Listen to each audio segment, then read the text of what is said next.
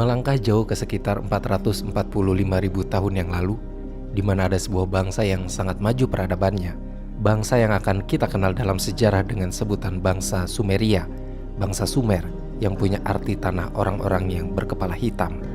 Bangsa ini menetap di wilayah Mesopotamia sekitar tahun 4500 hingga 1750 sebelum Masehi.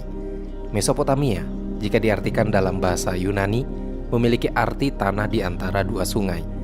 Dinamai begitu karena memang letaknya ada di antara sungai Tigris dan Yufrat.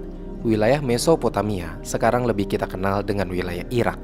Dulu wilayah tersebut terdiri dari kota-kota bertembok besar yang terpisah dan masing-masing punya rajanya sendiri. Bangsa Sumeria tercatat dalam sejarah sebagai bangsa kuno yang paling maju di dunia.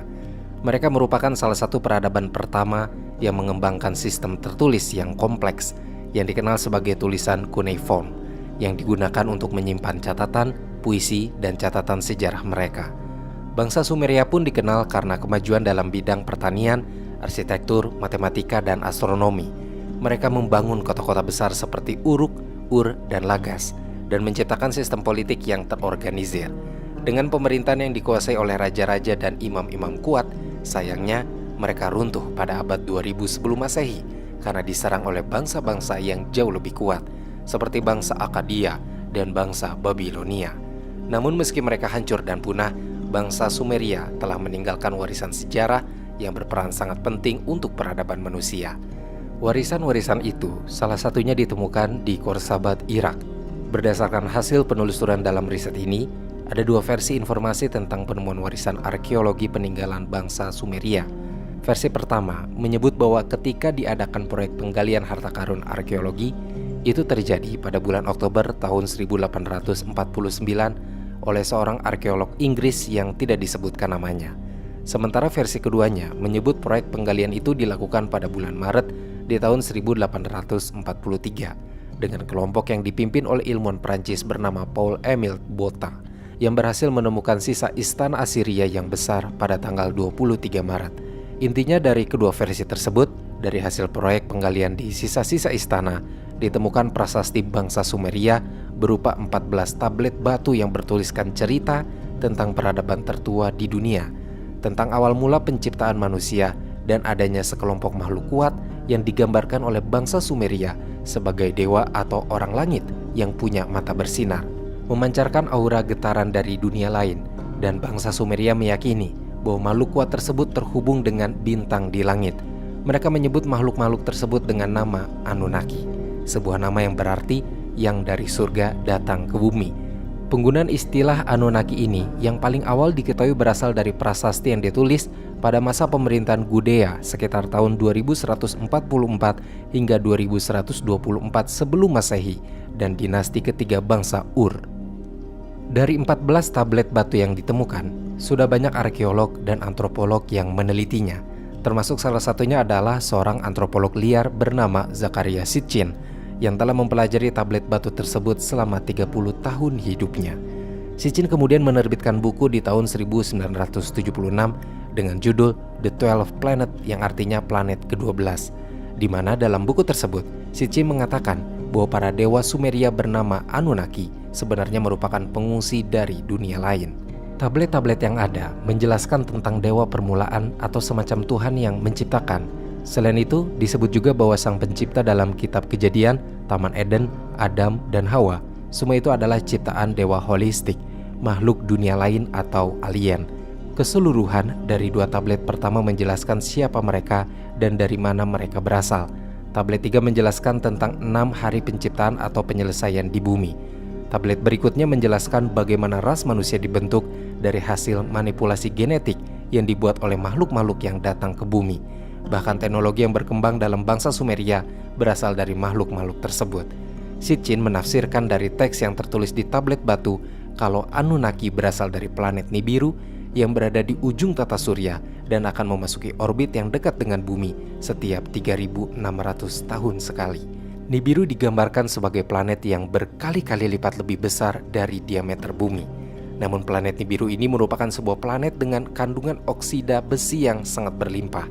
Saking berlimpahnya, bahkan sungai dan danau di Nibiru jadi terlihat berwarna merah. Kandungan oksida besi itu juga yang akhirnya membuat Nibiru berubah pesat ke arah yang lebih buruk karena kandungan besi merusak atmosfer dan membuat planet Nibiru menjadi tempat yang tidak bersahabat untuk kehidupan. Anunnaki jadi kehilangan banyak sumber daya mereka dan mulai kekurangan makanan. Meski teknologi mereka yang merupakan perpaduan antara alkimia dan sihir itu sangat canggih, tapi mereka membutuhkan sebuah elemen untuk membuat teknologi itu bekerja. Elemen itu adalah emas. Anunnaki membutuhkannya karena logam tersebut punya sifat yang murni. Nanopartikel emas bisa digunakan untuk memperbaiki lapisan ozon, bahkan mampu bertahan dari radiasi kosmik. Itu sebabnya NASA menggunakan foil berlapis emas untuk stasiun luar angkasa mereka supaya bisa bertahan dari radiasi. Sayangnya, emas itu barang yang sangat langka di Nibiru. Mereka tidak punya emas yang cukup untuk menjalankan teknologi mereka. Hingga akhirnya Anunnaki menjelajah alam semesta dengan pesawat luar angkasa mereka dan mencari planet yang mengandung emas. Bisa dibayangkan semaju apa peradaban mereka. Ketika bumi masih berada di zaman purba, Anunnaki sudah jadi astronot yang menjelajah alam semesta. Mereka juga berhasil menemukan planet bumi yang punya banyak kandungan emas di dalamnya. Anunnaki lalu mendarat di bumi yang masih dalam era purbakala. Mereka melihat bumi dengan kondisi yang masih liar dan hanya dihuni oleh berbagai hewan purba seperti mamut, reptil purba, dinosaurus, dan kera. Anunnaki yang disebut oleh bangsa Sumeria sebagai dewa pencipta kemudian memilih wilayah Mesopotamia yang dekat dengan Teluk Persia sebagai tempat tinggal sementara mereka. Anunnaki membangun kota yang indah untuk pemukiman pertambangan mereka. Kota itu bernama Eridu alias Stasiun Bumi 1. Mereka juga menciptakan taman indah yang dipenuhi buah, pohon, dan hewan. Taman itu dinamai oleh mereka dengan nama Taman Eden. Familiar dengan namanya? Ya, itu yang disebut-sebut sebagai Taman Surga atau Taman Suci. Taman di mana para Anunnaki, dewa-dewa alien itu menghabiskan waktu. Sebab tujuan mereka datang ke bumi adalah untuk menambang emas. Anunnaki ternyata tidak sendiri. Mereka membawa ras alien lain yang menjadi budak mereka. Ras itu disebut sebagai Igigi yang melayani Anunnaki dengan melakukan kerja paksa menambang emas di bumi.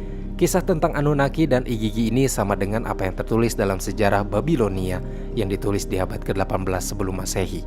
Setelah menjalani kerja paksa yang sangat berat selama beberapa ribu tahun, Igigi tampaknya muak dan akhirnya memberontak menghadapi penindasan yang dilakukan Anunnaki. Peristiwa pemberontakan ini menjadi tragedi perang pertama di bumi. Namun, Igigi tidak bisa mengalahkan Anunnaki sehingga mereka akhirnya kalah dan dimusnahkan. Di sisi lain, setelah Igigi punah, Anunnaki kehilangan budak untuk menambang. Mereka mulai berpikir untuk menciptakan budak di bumi lewat rekayasa genetik supaya dapat menghasilkan budak baru yang cukup cerdas untuk bekerja secara kompleks, tapi tidak cukup kuat untuk melawan mereka.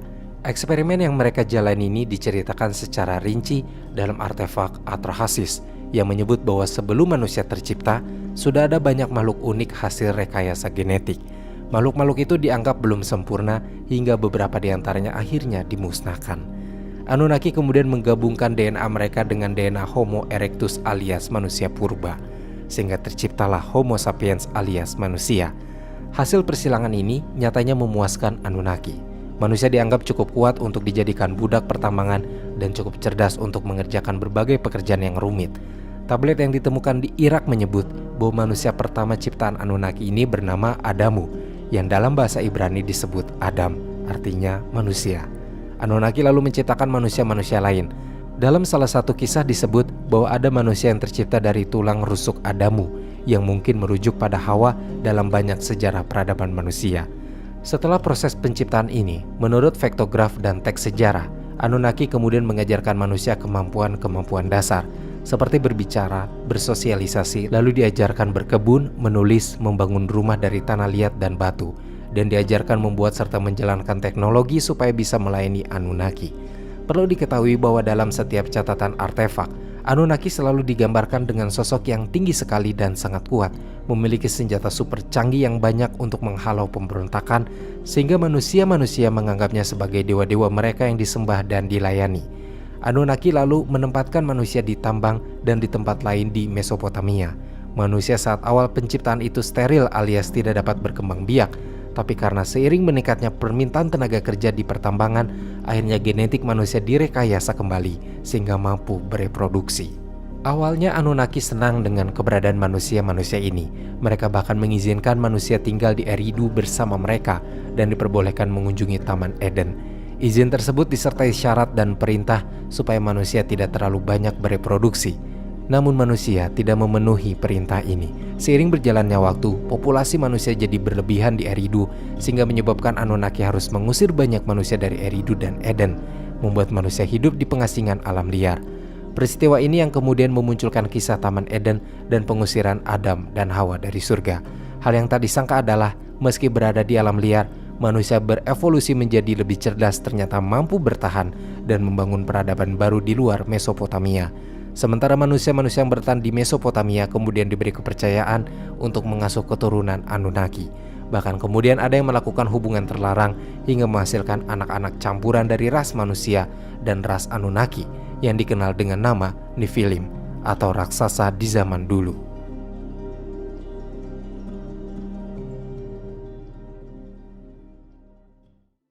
Jika kembali melihat dari artefak peninggalan bangsa Sumeria, tertulis bahwa ada 7 dewa utama Anunnaki, yaitu Anu, Enlil, Enki, Ki, Nana, Inanna, dan Utu. Dewa terkuat dalam mitologi Sumeria adalah Anu, yang berdasarkan kaligrafi Akkadian, sebenarnya Anu adalah personifikasi surga yang punya kebijaksanaan tidak terbatas. Anu menjadi dewa tertua yang paling dihormati, dengan tempat pemujaan hampir di semua kota di Sumeria. Anu punya istri yang dikenal dengan nama Dewi Ki yang mewakili bumi.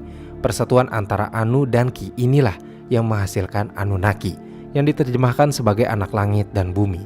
Anunnaki yang pertama adalah Enlil, penguasa udara, angin, dan badai yang bertanggung jawab menjaga jarak aman antara surga dan bumi. Dulu, bangsa Sumeria sangat percaya kalau sebelum Enlil lahir, langit dan bumi itu tidak terpisahkan. Tapi baru setelah Enlil lahir, akhirnya terpisah. Enlil juga dianggap sangat suci sehingga dewa-dewa lain pun tidak bisa memandangnya. Kekuatan Enlil tidak hanya itu, dia juga memiliki tablet takdir yang berisi nasib para dewa dan umat manusia. Sehingga ini memberinya kekuasaan dan otoritas yang sangat besar. Dalam beberapa prasasti, Enlil punya julukan sebagai Father of the Black-Headed People atau Bapak Orang Berkepala Hitam. Enlil punya adik bernama Enki, dewa lautan dan sungai yang perkasa, si pelindung kota Eridu. Dia yang selama beberapa ribu tahun mengatur dan menjaga kota Eridu. Enki juga yang diperintahkan oleh Anu untuk merekayasa genetik, menciptakan manusia sebagai budak baru mereka. Dalam artefak Atrahasis disebut-sebut bahwa sebelum tercipta manusia, sudah ada banyak makhluk unik hasil penciptaan Enki. Di kemudian hari, Enki menikah dengan perempuan dari rasnya bernama Ninhursag yang ikut membantu membangun bangsa Sumeria bersama Anu dan Enlil. Setelah Enki, ada adiknya yang bernama Nana, sang dewa bulan, dewa kebijaksanaan dan rasa keingintahuan. Nana bertanggung jawab untuk mempelajari pengetahuan ilmiah dan astronomi kepada manusia. Setelah Nana lahir, ada Utu yang menjadi personifikasi matahari, sang pembela keadilan, kebenaran, dan moralitas. Konon, Utu punya kereta suci yang bisa digunakan untuk ke surga. Sosoknya memancarkan kecemerlangan yang mampu untuk melenyapkan dunia.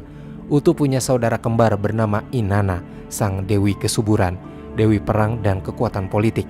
Di beberapa catatan juga dia disebut sebagai Ratu Surgawi. Dewi Inanna adalah salah satu dewi yang paling terkenal di Mesopotamia. Saking terkenalnya hingga diadaptasi oleh masyarakat Akkadia, Babilonia, dan Assyria dengan nama Ishtar.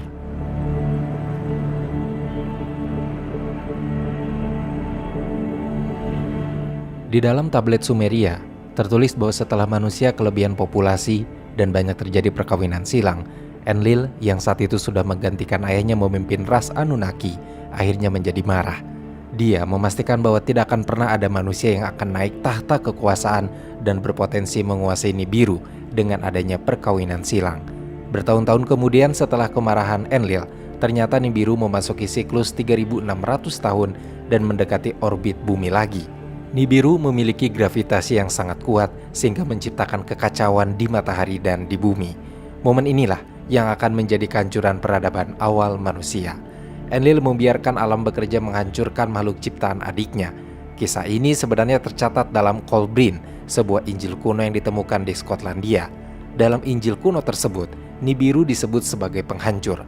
Tulisannya jika diterjemahkan akan berbunyi, manusia melupakan hari-hari penghancur. Hanya orang bijak yang tahu kemana Nibiru pergi dan Nibiru akan kembali pada waktu yang ditentukan. Penghancur, warnanya cerah dan garang, bentuk selalu berubah karena tampilannya tidak stabil sebab tubuhnya terdiri dari api yang ganas. Sumber yang ada menyatakan bahwa teks tersebut telah dihilangkan di Alkitab seperti teks mengenai gulungan laut mati. Dari sudut pandang sains dan astronomi, keberadaan planet Nibiru ini diperkirakan benar adanya. Salah satu buktinya adalah NASA yang pada tahun 2017 menerbitkan sebuah artikel berjudul The Super Earth Became Home for Dinner yang menunjukkan bahwa ada kemungkinan planet 9, sebuah planet yang kemungkinan 10 kali lipat masanya dari bumi dan 20 kali lebih jauh dari matahari jika dibandingkan Neptunus. Planet 9 ini kemungkinan berlama-lama ada di tepi luar tata surya, bersembunyi. Kalau planet 9 ini kembali mengorbit ke dalam tata surya, maka planet ini akan menjadi bumi versi super yang ada. Meskipun dalam teks sejarah, Nibiru disebutkan biasanya lewat dalam orbit tanpa menyebabkan kerusakan, tapi dari yang tertulis dalam tablet, ketika Nibiru melintas mendekati bumi, ada satu peristiwa bencana yang terjadi. Bencana ini diawali dengan keanehan-keanehan yang luar biasa, seperti munculnya bintik-bintik hitam yang muncul di permukaan matahari, lalu medan magnet bumi menjadi lebih lemah, ditambah suhu bumi meningkat sehingga lapisan es di kutub-kutub bumi pun mencair. Peristiwa ini mencapai puncaknya ketika air laut meningkat, menciptakan air bah di mana-mana. Teks di tablet batu menuliskan bahwa beberapa hari sebelum air bah datang, bumi bergemuruh seolah mengerang kesakitan. Pada malam sebelum bencana melanda bumi, di surga Nibiru terlihat seperti bintang yang bercahaya. Banjir bah yang terjadi di Eridu disebut-sebut sebagai eridogenesis. Kisahnya tercatat, tapi masalahnya tablet yang menuliskannya telah banyak yang hancur, sehingga yang tersisa dari cerita itu hanya potongan-potongannya. Tablet yang ada berkata kalau bencana banjir bah itu dilihat oleh Enlil sebagai kesempatan untuk membersihkan planet bumi dari manusia yang dianggap tidak layak. Enlil memutuskan kembali ke Nibiru, tapi ternyata banyak Anunnaki yang memilih untuk tinggal di bumi agar bisa menyaksikan banjir serta kehancuran di bumi dari kapal mereka. Sebelum bencana terjadi, lapisan es besar di kutub selatan bertabrakan dengan longsoran es yang mengarah ke laut, kemudian menciptakan tsunami besar di mana-mana. Tsunami yang disebut air bah terus bergerak ke utara, mencapai pertambangan emas yang dibangun Anunnaki di Afrika Utara. Gelombang pasangnya terus berlanjut hingga mencapai dan menenggelamkan kota Eridu, yang mungkin sekarang berada di suatu tempat di dasar Teluk Persia.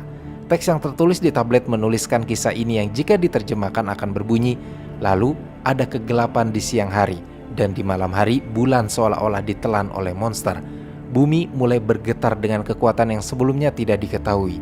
Bumi tampak gelisah. Dalam cahaya fajar, awan hitam muncul dari cakrawala. Cahaya pergi berubah menjadi gelap. Kemudian suara guntur menggelegar dan kilat menerangi langit. Pada hari yang tidak terlupakan itu, air bah dengan raungannya dimulai.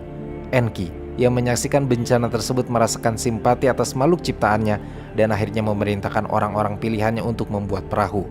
Di antara sedikitnya orang-orang pilihan itu, ada sosok bernama Ziusudra, atau yang sebenarnya merujuk kepada Nabi Nuh, yang membangun bahtera besar untuk menyelamatkan binatang-binatang dan manusia yang tersisa. Dalam catatan sejarah mitologi yang berbeda, dikatakan bahwa banjir besar itu konon karena kemarahan dewa atas manusia yang melanggar batas populasinya. Ziusudra disebut-sebut sebagai raja yang saleh, tapi dalam tablet rusak yang dinamai pecahan Skøyen, ada petunjuk yang menyebut bahwa Ziusudra adalah pendeta dewa Enki yang mendapat peringatan dari Enki mengenai banjir besar tersebut dan diperintahkan untuk membangun sebuah bahtera besar. Ketika banjir tiba, menenggelamkan daratan, Ziusudra berlayar di atas bahteranya selama 7 hari 7 malam di tengah hujan lebat serta badai besar yang melanda tanpa henti disertai gelombang pasang yang dahsyat. Bahtera itu membuat binatang, keluarga Ziusudra, dan manusia yang tersisa. Meski akhirnya gelombang pasang dan badai akhirnya berhenti, tapi hujan lebat masih berlanjut selama 40 hari, siang dan malam. Kisah air bah Danu ini tercatat hampir di setiap peradaban di bumi. Meskipun dengan versi yang berbeda-beda, mungkin dalam versi keagamaan kita sudah tidak asing dan mengetahuinya. Namun dalam sejarah mitologi kuno, dikisahkan bahwa setelah 40 hari terapung, Dewa Utu keluar, menemui Ziusudra yang langsung bersujud di hadapannya dan melakukan pengorbanan berupa seekor lembu dan domba. Saat itu Anu dan Enlil menjadi marah kepada Enki karena Ziusudra berhasil menyelamatkan diri berkat peringatannya. Ziusudra akhirnya menghadap Anu dan Enlil, memohon maaf untuk Enki dan pengampunan untuk dirinya sendiri. Melihat bagaimana kesungguhan Ziusudra, akhirnya Anu dan Enlil memaafkan Enki. bahkan memberi Ziusudra kehidupan abadi karena telah melestarikan hewan yang dibawa dalam baterainya dan segelintir umat manusia yang dianggap layak untuk melanjutkan kehidupan. Setelah kejadian itu, Ziusudra konon ditempatkan di negara seberang laut bernama The Land of Dilmun, tempat matahari terbit dari timur. Sementara itu dalam versi Akkadia yang tercatat dalam epos Gilgamesh, sebenarnya Enlil yang berperan sebagai penasihat bagi Anu adalah sosok yang menyebabkan banjir tersebut. Sebagai penasihat, Enlil berkata bahwa manusia telah terlalu banyak membuat keributan dan hal itu sudah tidak dapat ditoleransi. Jadi dia mengusulkan kepada Anu dan dewa-dewa lain supaya memusnahkan manusia. Caranya dengan cara mengirimkan banjir besar yang bisa melenyapkan seluruh umat manusia dalam waktu singkat. Dalam versi ini, Nu bukan dinamai sebagai Ziusudra, melainkan sebagai Utnapishtim, yang diberitahu Enki yang bersimpati pada manusia bahwa banjir besar akan datang dan memerintahkannya supaya membangun perahu besar. Sejauh ini penelitian dan penelusuran sejarah telah menunjukkan lewat sampel inti es yang diambil dari Greenland dan Antartika bahwa pada puncak zaman es terakhir sebenarnya permukaan laut berada 425 kaki lebih rendah daripada ketinggiannya yang sekarang. Bagian terpentingnya untuk membuktikan peristiwa banjir besar itu benar-benar terjadi adalah adanya indikasi yang sangat jelas tentang kenaikan air laut yang sangat cepat.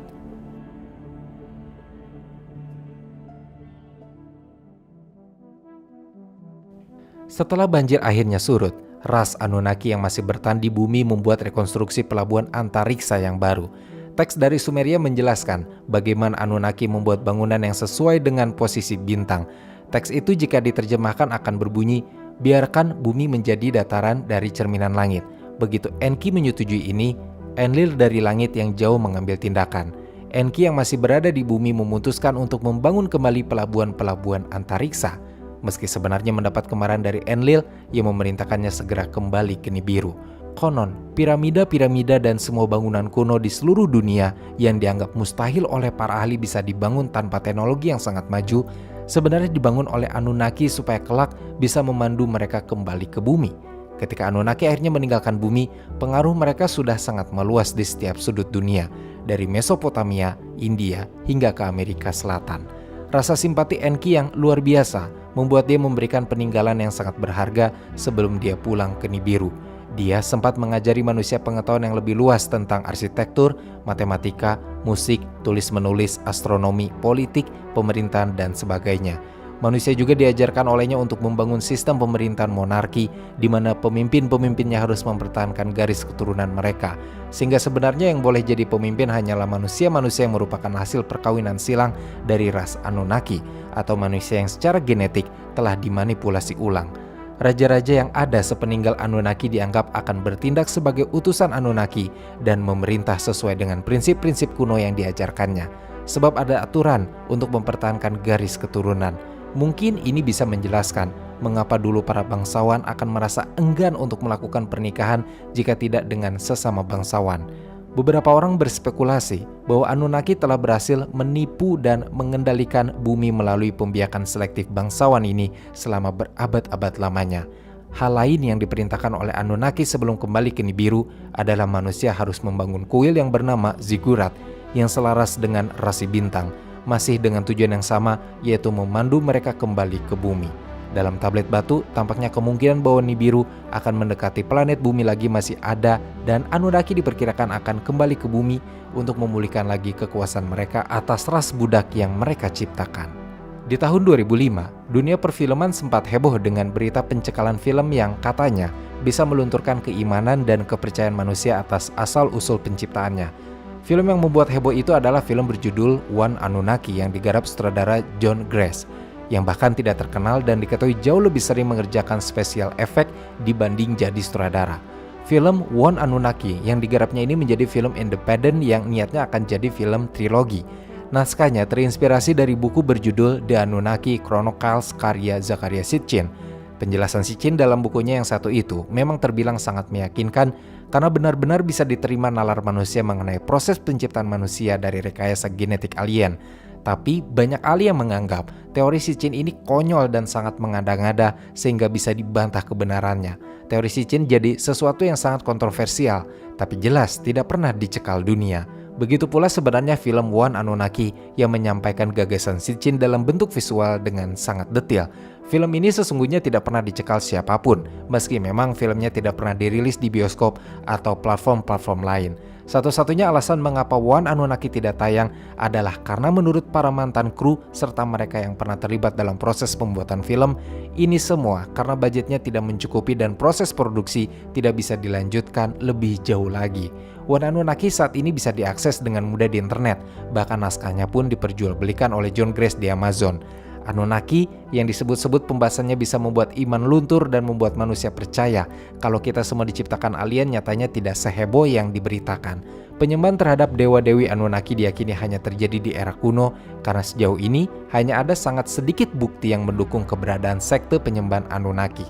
Alasannya bisa beragam, tapi yang jelas sepertinya memang karena setiap anggota yang menyembah dewa Anunnaki memiliki kultus masing-masing yang terpisah dari yang lain.